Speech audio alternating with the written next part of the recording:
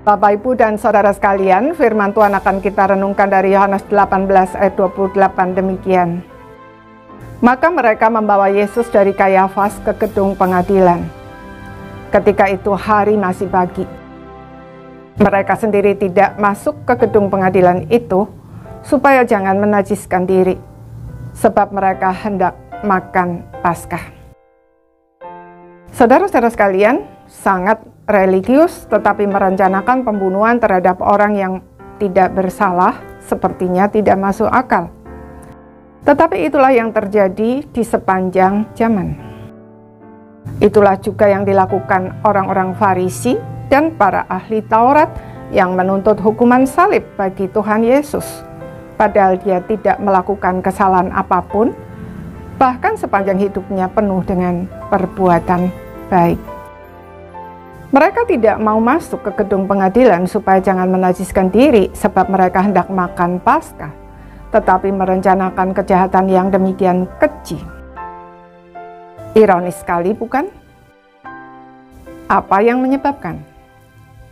Yang pertama, mereka beragama tetapi tanpa relasi pribadi dengan Tuhan. Saudara, beragama tanpa relasi pribadi dengan Tuhan adalah kondisi yang sangat berbahaya. Lebih berbahaya daripada tidak beragama, sebab agama bisa membuat kita merasa aman, merasa pasti diperkenan Tuhan, padahal rasa aman yang palsu. Karena tanpa relasi pribadi dengan Tuhan berarti dosa dan maut masih menjadi pemisah antara kita dengan Allah.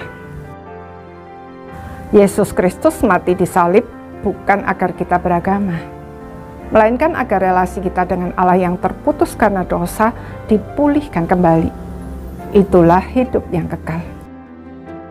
Yang kedua, mereka memisahkan yang sakral dengan yang sekuler. Saudara, iman sejati tidak memisahkan yang sakral dan sekuler, sebab seluruh aspek hidup orang beriman adalah sakral untuk dipersembahkan kepada Tuhan. Paulus di dalam Kolose 3 ayat 17 berkata, "Dan segala sesuatu yang kamu lakukan dengan perkataan atau perbuatan, lakukanlah semuanya itu dalam nama Tuhan Yesus, sambil mengucap syukur oleh Dia kepada Allah Bapa kita." Yang ketiga, mereka memelihara perasaan iri dan dengki kepada Tuhan Yesus. Memelihara dosa sama dengan memberi iblis kesempatan atau tempat berpijak untuk mengacau hidup kita. Saudara, adalah suatu kerugian besar jika setelah bersusah payah menjalankan hidup beragama, pada akhir zaman kita ditolak Tuhan karena kita tidak memiliki relasi apapun dengan Tuhan. Atau kita memang tidak ditolak, tetapi tidak menikmati hidup sebagai anak-anak Allah sebab kita membiarkan dosa menguasai hati kita.